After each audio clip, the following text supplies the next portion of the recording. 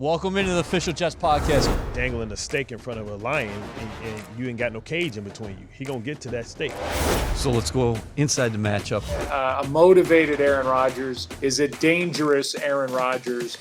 Game day and every day, score a jewelry touchdown with Kendra Scott. Shop fashion and fine jewelry fit for another winning season at your local store or at kendrascott.com. Shine bright, do good with Kendra Scott. All right, Bart, let's start right here. Garrett Wilson's catch against the Houston Texans. Where do you rank that all time? I'm saying as far as like dynamic catches, like one-hand catches, stuff like that. I think the comparisons to OBJ's catch is valid, right? I mean, I'm sure some catches that we don't know about, that we forgot about, that to put in there, but those one-handed catches is a catch within in themselves, right? So you look at what he was able to do, the time and how important it was. People forget that in the Beck and Odell catch, they lost the game, right? This was got to have it after Fashanu had the holding penalty, which I don't think was a holding penalty. I mean, first of all, let's start there. No, what I'm saying is, this kid is special, man. Yeah. He handled everything with class and dignity and just being able to just go in and do his job no matter where they need him, left guard, right guard, left tackle, right tackle. They got this one right. And I think, for years to come, they're going to appreciate that. They do the redrafts. They don't leave him right there. Like, no, the Jets did right. Like, they're going to start saying that other people that passed on him should have took him before he fell to the Jets. Like, how did he fall to the Jets? It's going to be a story one day in the future. I mean, I was so excited about that. And, I always talk about things I'm excited about. I thought Yeboah, what he could potentially be for this team. He can be a Kyle Juszczyk. Maybe this is me just being bold and crazy. But, anybody that can perform that well on special teams and is shaped the way he is shaped, like, I think he can be the perfect H-back, Isaiah Likely to this offense. And I hope that he gets more opportunities to make an impact, because he's one of those guys that I think just is a playmaker. And I think if you really sit down and water it, nurture it, and let it grow, I think you can have somebody that can be a unique talent in this league. Just my small opinion. Well, you always got a lot of love for those special teamers who turn regulars later on in their career. Yeah, man, but he just kind of gets it. Like, okay, everybody knows that pass is something that everybody does, but he had the patience and the timing to make sure that he can act it out, sit there and block, and then fall out like that. You know what I mean? But he has a little bit more wiggle, but he also can be one of those guys I think that you can have these matchup nightmares with if you want to have him moving and doing some of these rolls and throwbacks. And also Corley, right? Yep. One thing I noticed is they use him a lot in the run game. His willingness and ability at his size to block in the run game. And I think, I was so excited to see him. I know it's a bonehead play, and it's one of those things these young guys do that they don't understand, that when you're running, your arm is always swinging behind you. So even though your body's in front, your arm can be in back depending on what leg and what arm you're running with. So, but just those little things, I think, added some pop to their offense. And if those guys can be able to make 2 or 3 more plays or get 2 or 3 plays apiece, then that's 6 plays within in the game where guys who you don't think and not really on your scouting report can surprise you because you're trying so hard to take these other pieces away. All right, so what was different about Aaron Rodgers in the second half? He said he played horrible in that first half. In the Jets season, reached its midway point at halftime. They're trailing 7-0 there to the Houston Texans, but he came out firing in that second half. 3 possessions, 3 touchdowns, 2 incredible scores to Garrett Wilson, and then he gets old buddy Davante Adams, his first scoring grab with the Jets. Well, like for me, what changed, I think they kind of got on the same page now. Aaron Rodgers, empty, recognized it was cover 0. How do I know it's cover 0? Because I have a safety in the slot pressed up, not back, pressed up against my receiver. A great one in Davante Adams. Davante Adams to win off the line and basically kind of hold it up, and walk in touchdown. was just a symbol of the nonverbal communication. But the more impressive one was the thumbs down, where he knew it was a small window that he couldn't keep running. Once he cleared and beat the guy off the line, which he made him fall, rookie, so sorry that you got to get Devontae Adams on national TV in a pivotal moment to learn your lessons. Make him fall, but also to sit down in that hole before he, of course, get upended and hit his head. But, he didn't keep running because he knew that would be to the safety, and Aaron did that. So I'm starting to see those nonverbal communications start to make sense, because we thought it was just going to be, pass baton, we pick up where we left off. But I never realized until I heard Devontae Adams talking that he was playing the Z, and normally he plays the X. Right, yeah. So he's still learning. He knows all the concepts, but he never really did those things, right? Because the X is the guy that's going to get the ball the majority of the time. And I'm sure they didn't want Garrett to have to learn new stuff, so they put the heavy lifting and heavy learning on Devontae Adams. So I'm happy that they're starting to figure it out a little bit more too. I still wish they would run the ball with Brees a little bit more. I tell you what, like the greatest form of flattery, imitation is the greatest form of flattery. And the play that they keep running to Mixon, which is a wind back, is a play that the Jets should major in. Because you have the big athletic left tackle, you have the Mauler and Simpson, who, or Fashanu, where you can get that double team, let the defensive end go, take a guy like your Bowl, wind him back and hit the defensive end, and have Brees Hall press that hole and then wind it back. They ran that play maybe 6 times with Mixon and was killing him. That's actually the play that we used to run with Jonathan Ogden as well when Jamal Lewis went for 2,000 yards. It's a wind back because it allows your running back to keep his shoulders square so that he can have the jump cut back to the backside. Once he presses the hole downhill, it holds the backside and the front side linebacker because you're coming downhill. And then at the last moment, you're basically setting your block up and getting back out. And then it's either insert safety or somebody that has to make that play. And, I wish the Jets would do that because I know they're falling in love with this little lateral, looks like the Ricky Williams speed sweep where the receiver goes and then the running back runs sideways and then, his shoulder pads are facing the sideline and then he makes that cut. I don't like that it's cool, but I like Brees and Braylon going more downhill with their shoulders. The play that Houston runs and the staple for Joe Mixon, who runs it so well, I think it's something they should practice and still because it allows you to use the physicality that you have and the versatility you have, from your offensive line. What do you make of the learning curve of Devontae at the Z? You touched upon it before. And why can this be effective for the Jets, him operating at that spot? I mean, because it's another weapon, right? The better he gets, like you saw, it wasn't that Stingley was solely on Devontae, but a lot of time was spent on Devontae because of the respect that he gets. And it was kind of like, who's the fish? How many people have 2 good corners?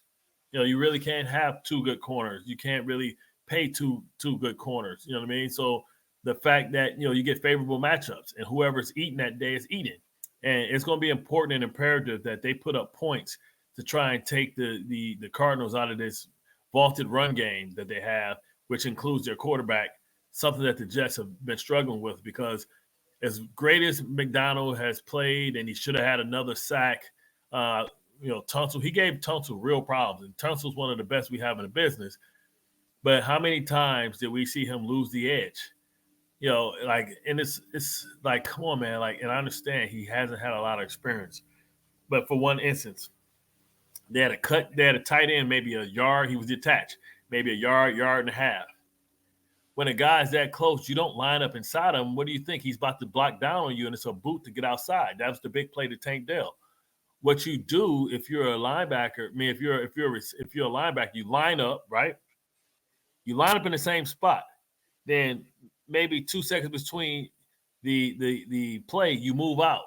And you say, Bart, why do you line up inside like that at first? Because once he sets, he can't move. You can always move. So you line up there because he's lining up based off of you. So then once you get out, he can't do his job. And now they know that the whole play is disrupted just because you use your football acumen understanding that if he starts out in this tight split, it's because he's trying to take the edge away so that the quarterback can get outside so they can take a shot. What would have happened with the knowledge if he would have lined up there and then he would have lined up outside? He would have got an easy sack because there's nobody that could have blocked him. He would have got an easy sack, and that would have stopped and negated a huge play that hurt the Jets right after they came back and took the lead. Right. So it's just those little things, football acumen, that they have to continue to grow with. Right now, McDonald's playing just pretty much on athleticism and instincts. But I need him to slow down and understand what splits mean, what formations mean, and start doing the math and eliminating the things that can hurt us or hurt him and enable him from doing his job. And that just comes with experience. And I wish sometimes some people, they have to teach a young guy like that those type of tricks, the savvy vets tricks. That's why I'm hoping Hassan Reddick, when they're watching that, like, hey, man, like, don't ever fall for that. Like when they used to put like a bunch out there, the three, like a little bowling pins, we didn't care how wide it was. If it was super wide, we would still get outside of it because we know that they can't stop you from getting that. They can't force you inside if you're outside of the box. And it slows everything down. So we would press and get somebody outside the box, knowing that usually the guy on the outside of the bunch is usually the guy that's responsible for running like the under route.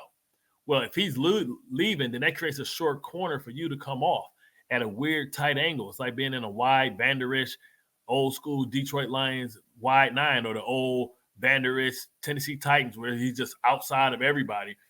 And you can close that distance easy because they got nobody that can block you. And if the tackle is responsible for blocking you, you're so wide out that it stresses the hell out of him. He's so nervous that he got to get back because you're so wide outside of him that he basically turns his shoulders and so sets himself up for an undermove. So those are the crazy things. Just like you can win just by using your brain before you ever have to use your body. That's football 501 right there, man.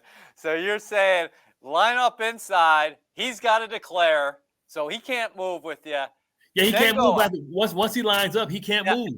Then you move outside. You set that hard. And he's saying his head like, oh, dang, oh, it. And he's like, nope, you stuck. He has to freeze. You're a defender. You can move whatever you want. Yeah. 8 sacks is C.J. Stroud. This team's got the kryptonite of this guy. Last December, they really took it to him as well in that 36 victory. Yeah, knocked him out the game last year. And a couple of times he was laying on the ground. I thought he was out again. Yeah. But, they got a great team, and we do recognize that, hey, you're without this and that. But we don't take those excuses from anybody because we're out Jermaine Johnson, and he's probably the second most pivotal person on that defensive line that we have. Hey, you mentioned, and rightfully so, what Olu did, stepping in at right guard. Here's a kid who played nothing but left tackle in college. He cross-trained maybe the second week of August at right tackle here in the National Football League. And then he's thrown into a game. He's playing right guard. You got Max Mitchell playing left guard. How about the safeties, man? We got to give them some love, too. I really like what I've seen out of Jalen Mills. And then Isaiah Oliver has played all over the backfield for this team. Yeah, I think if you can harness anybody that plays with the spirit and the energy, kind of like with that passion, and sometimes when you play fast and you play hard, it overcomes mistakes. Jalen Mills has been that player, right? If he's that energy guy. If people can step their game up and match his energy, I think this team could be at a different level. The thing is, you need a couple guys that's infectious like that, that are like energy guys, right? You know what I mean? They're generators. They go out there and they give power to everything that they hooked up to. And that's what I think that they need to do. They need to continue to grow that.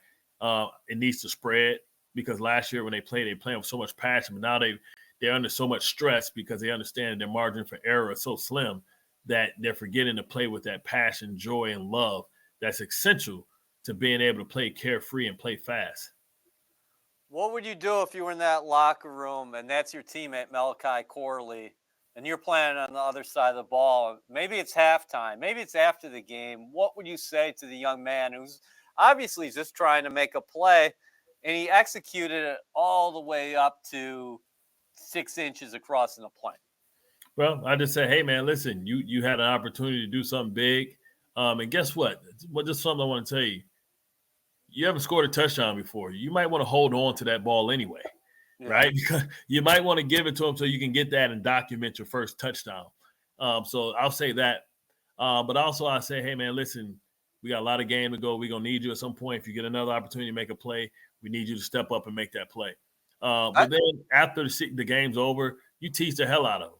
Like, oh, like, what did I drop? You just start dropping stuff. Oh, I dropped my wallet. Oh, don't worry. I told the fellas if I was in that position and I crossed the plane, I'd run right back to the bench, and the first person I'm looking for is Vito Contento, and saying, hey, listen, let's put the tape on the ball, and we're going to mark this and put it away. Yeah, exactly. Or, I think they should still give him a ball. I think they should still give him a ball and say, your first almost touchdown, you big dummy. And like moments like that define your entire career. When I say that, like, it's certain things that you do that cost you. Like, I still remember, like, I think I was in second grade. I fell for a reverse, and I never gave up a reverse ever again in my life. Yeah. That's how much it sticks with me. And this moment will stick with him forever. He going to be the high and tight king. He ain't going to drop a ball, spike a ball until he hear the ref whistle and signal, and then he going to do something. He'll never drop a ball again. He's a great dude. He's got a lot of character. You can't help but root for the guy. He made a mistake. Everybody makes mistakes. But his mom was watching. Like, no, not my baby, because they start showing you between him and the masterful job of the kid that hit the long snapper, which turned out to be the greatest play in football history because it took points off the board. The Jets finally got some breaks in this game. I mean, it feels like for the 5 games, they couldn't catch a break. Now you got Houston's kicker, who's an elite kicker, missing a chip shot field goal himself. Right. Fairbear, man. Go ahead and talk about slicing. This is what I was really nervous about, because I didn't want the new kicker to come down to having to kick a kick, far to be able to figure stuff out, man. That's why the Garrett Wilson thing was super important, that he can make that dynamic catch. The official Jets podcast is presented by Kendra Scott, the jewelry company that's shining bright and doing good. Shop game day ready jewelry styles and so much more at kendrascott.com. Hey, let me ask you this. What do you make of momentum in football? Because in baseball, everybody says momentum is next day's starting pitcher. For the Jets right now, little room for error, little margin for error. I mean, we can make the argument 9 gets you in this year, 10's definitely going to get you in. But regardless, the Jets got to go on a run here. How can they carry over what happened in the second half? I mean, they have to, because what happened is, the Steelers and the Broncos have the tiebreakers ahead of you, and then you're like, oh, yesterday you're probably rooting for Miami just so they can bring the Buffalo down where they can be in striking distance. But then you tell yourself, well, if they win, they're going to be more energized and juiced when they play us. So maybe we want them to be buried and say, you know what, Tua, let's not risk it. Let's just get ready for next year. And you hope that maybe that can happen. So, you can have those in the bank, or seemingly in the bank, with a much easier test, because that team is so much different when Tua's there opposed to Huntley or whoever else they have there at the backup quarterback position. All right, styles make fights. You mentioned Arizona before. Mm-hmm. Jets are going to the Mountain West this weekend, playing a Cardinals team that suddenly has won 3 games in a row and are atop the NFC West. Yeah, and they're inspired. They're led by James Conner, who's a tremendous character guy. I can't believe he's still running the football. I don't know how old he is. You talk about a guy that beat cancer, and a cancer survivor that continues to inspire. He runs hard as hell. He's a tough-nosed football player. Man, I feel like he's been there ever since Bruce Aaron was coaching Arizona, and feels like he's still there. It feels like he's been there like 8 years. You're gonna see Beachum out there as well, a guy that's the Jets know very well, that's still playing at a decent level. McBride is a weapon. So you got a good tight end. You got a generational, second generation, outstanding receiver. You got 2 great running backs, one being a real running back and the other being a quarterback.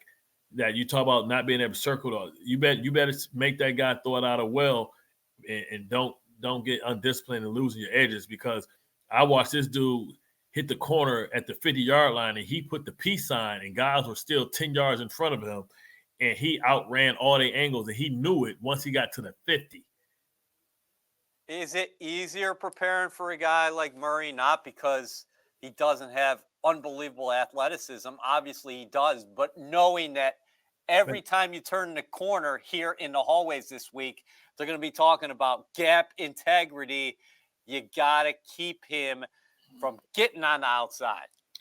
So here's the thing: like when you play teams like that have quarterbacks like that, what we realized from how we used to prepare for Michael Vick, we understood that he wasn't tall, but we understood that the same lanes that he ran through, he needed to throw through. So what we always did is we distorted his vision in the middle to make him have to flush to our rush. So that means running time games, me games, all kind of games and inside, and having everybody else hold up. Because what that does is that makes guys have to pass games. That means that you're passing. So now he never sees color. So it's like it's opening and closing, and he has to figure out when it's open, one, if somebody's open, but two, when it's about to close, because it puts him under pressure to make the throw. And that's when you see him, buying time. I think one play I was watching, 8 seconds. That's not fair to any DB. I don't care who's your DB. 8 seconds is ridiculous. But he's a guy that also breaks or contain to run, but also breaks it to pass.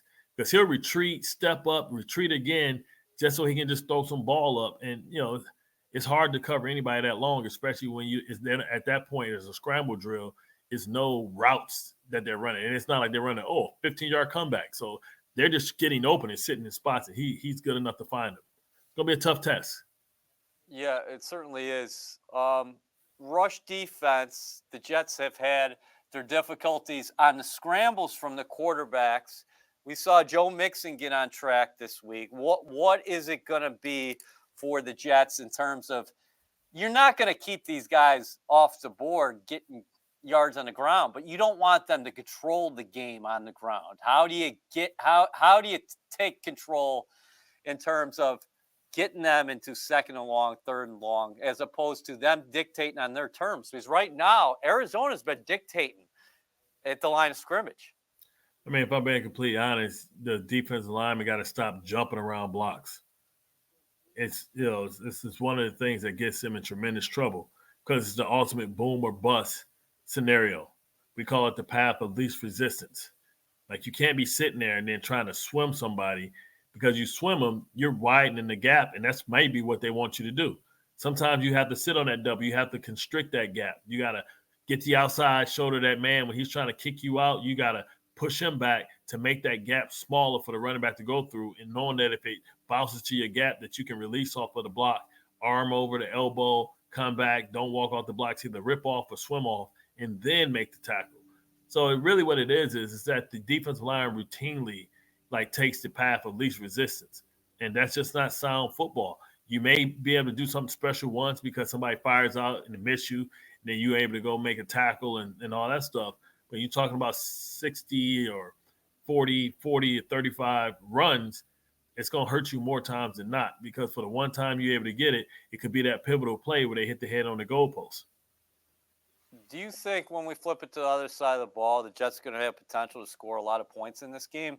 We saw the offense take those steps in the second half last week. Very encouraging. You talk about you still want to see more from Breece Hall in the run game, just more opportunities for him. But the pass game is coming on with Aaron Rodgers. You got to figure the mini bye has helped him heal up some of those elements that he's dealing with in the lower half of the body. But Arizona got after Caleb Williams. The Bears' offense is not the Jets' offense.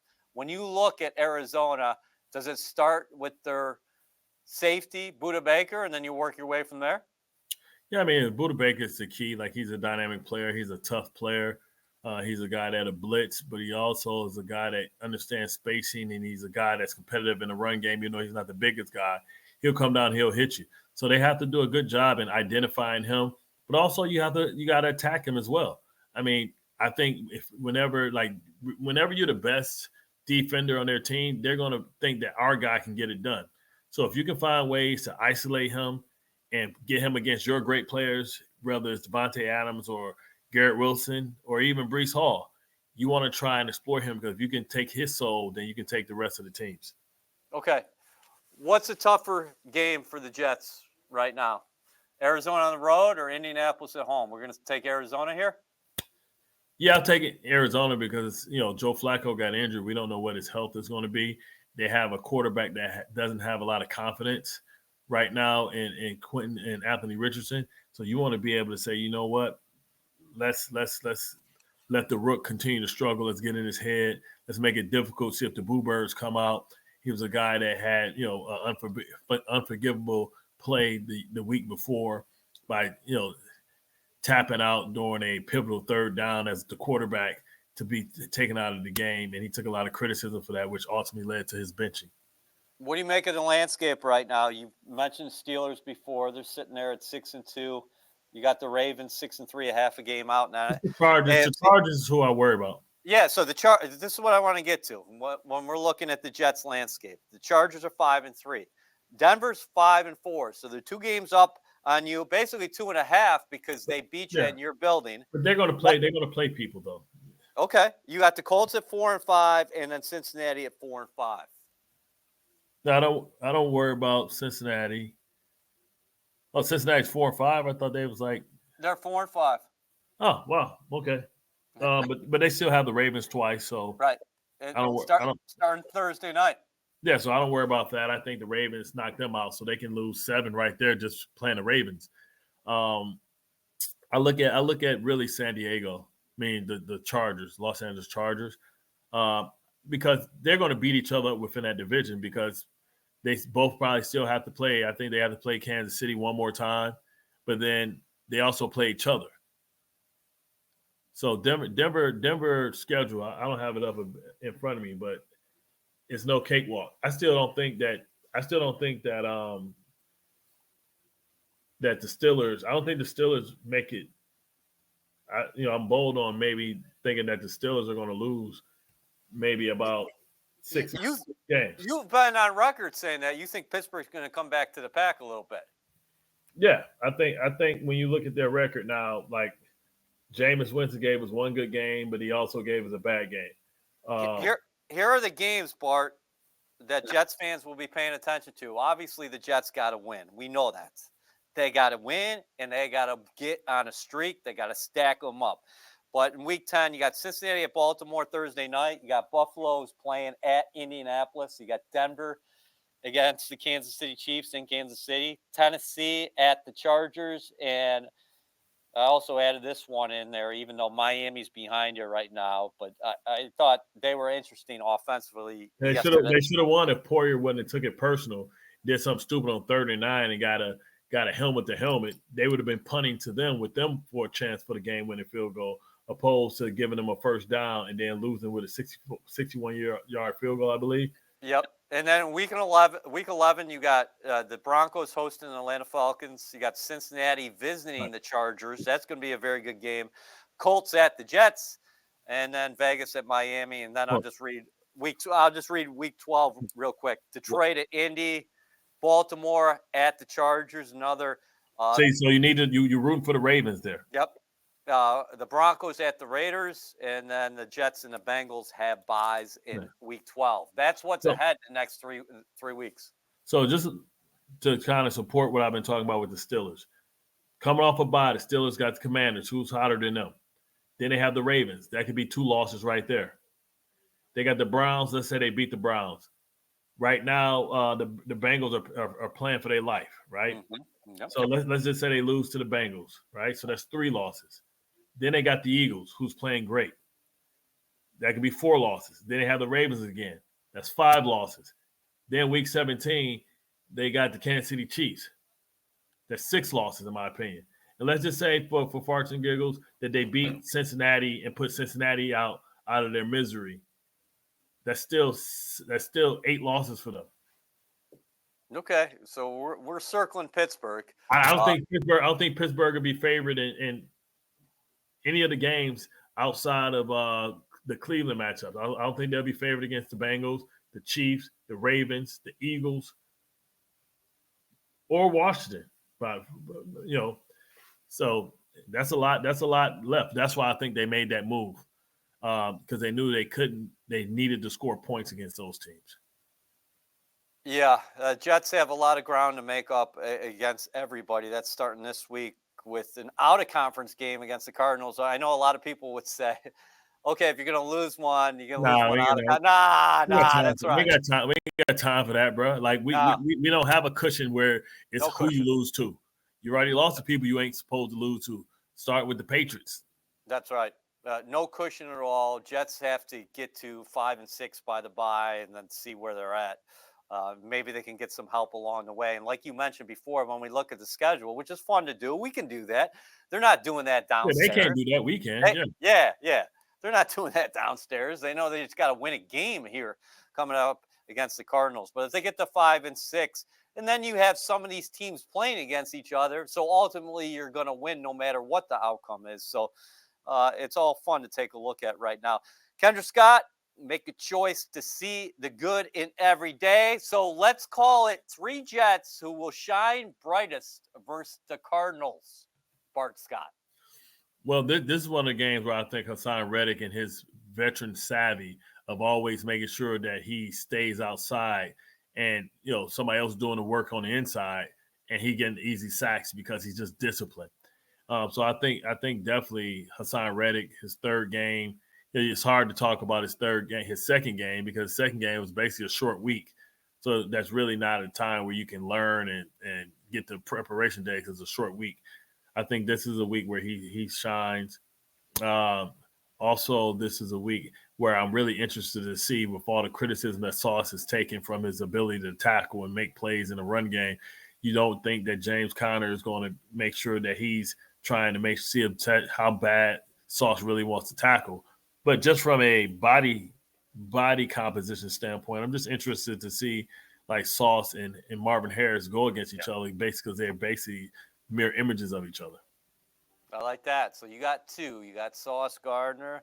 You took Hassan Reddick, and I'm just gonna throw Fashanu out there just because I think even if everybody comes back healthy, if Vera Tucker's healthy, if Simpson's back healthy, I need to see Fashanu in at that extra tight end.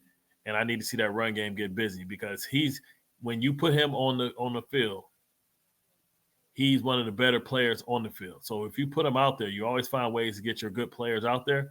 He can really affect, the ability to get to the run game going, because you're basically going with the extra guard or extra tackle whenever you decide to put him out there. You don't have to put him on the edge, right? You can put him at right tackle and make Morgan Moses the tight end.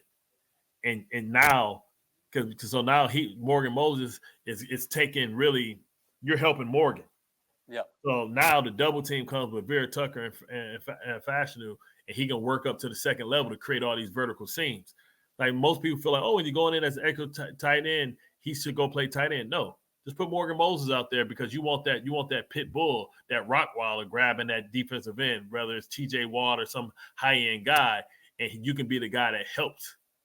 So, the one thing we haven't gotten is the proper blocking, the blocking at the level that we need in this run game, from the tight end position. Well, Fashanu has earned the right to be out there because he's been outstanding. You talk about being able to hold up in the passing game if you decide to make that a pass. Now you got 4 guys that can go out in a route, but you feel confident that you can be able to get some shots. I think one of the worst things, one of the most disappointing things about this offense, with all the talent, they haven't been able to take shots, right? They're able to take a shot on the Garrett Wilson one. They're able to take a shot with Devontae Adams. But I feel like, much like Russell Wilson, they saw it on the other end. If you take 2 to 3 shots every quarter, it's 3 things that can happen.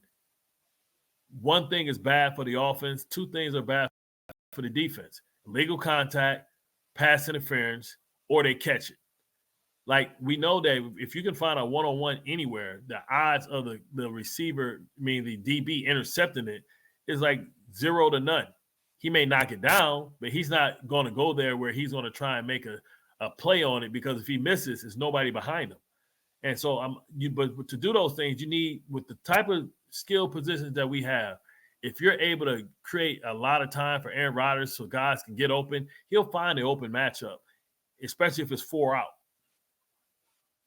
Okay, so what Bart says, take your shots. Now, remember his 3 stars to watch last week, 3 Jets who were going to shine brightest. Devontae Adams, I think he had 7 catches for 91 yards, got in the end zone. You went Quentin Williams. I think he dialed up another sack and a half. The Jets had 8 sacks, and Quentin Williams was really coming into his own. And you went Breece Hall, and Breece Hall, again, getting it done on the ground. So this week, Hassan Reddick playing one of his former teams. So I'm sure he's going to be interested in going back there, showing Arizona what they could be using. You say Sauce Gardner with that matchup against the former Ohio State star Marvin Harrison, who had a fumble yesterday. So he's still a feeling out process for him. And then you are high on Olu Fashanu. Yep. Get him out there. Make me look like Socrates. All right, brother. We'll see you here at the complex on Wednesday.